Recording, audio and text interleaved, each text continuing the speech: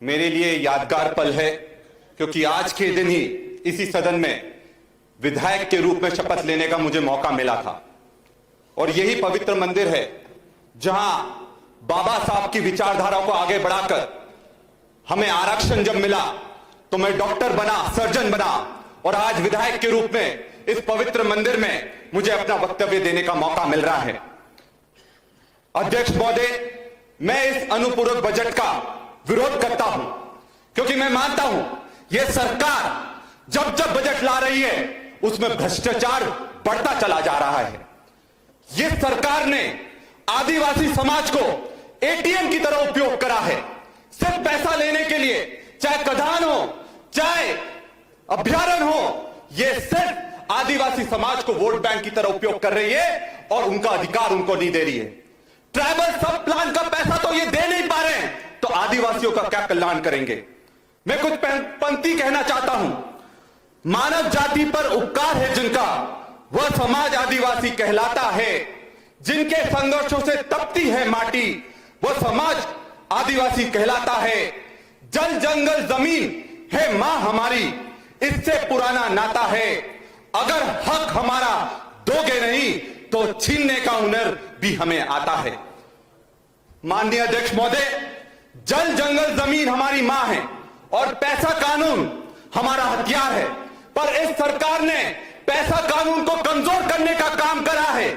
और इस पैसा, ये नोटों वाला पैसा नहीं है, ये पंचायती राज एक्सटेंशन टू शेड्यूल एरिया जो हमारा हथियार है वो वाला पैसा है।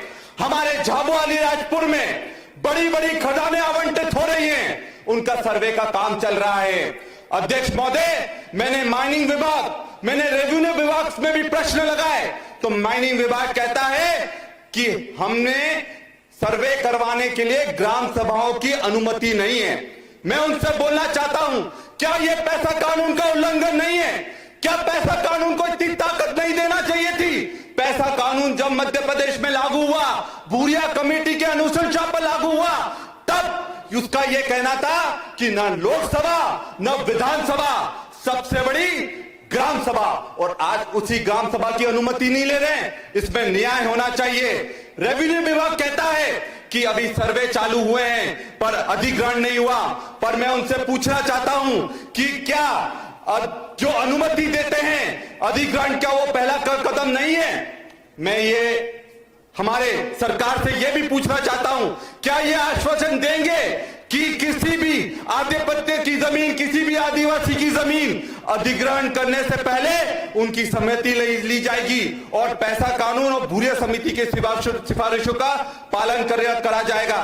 क्या ये सरकार जनता की है?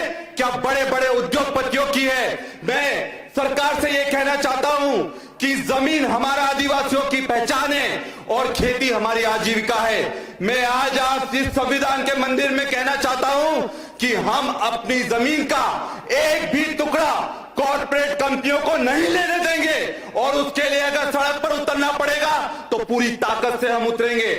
इस सरकार को मैं जगाना चाहता हूं कि ये सरकार जब से आई है तब से सिर्फ बेरोजगारी और क्राइम का इशू है।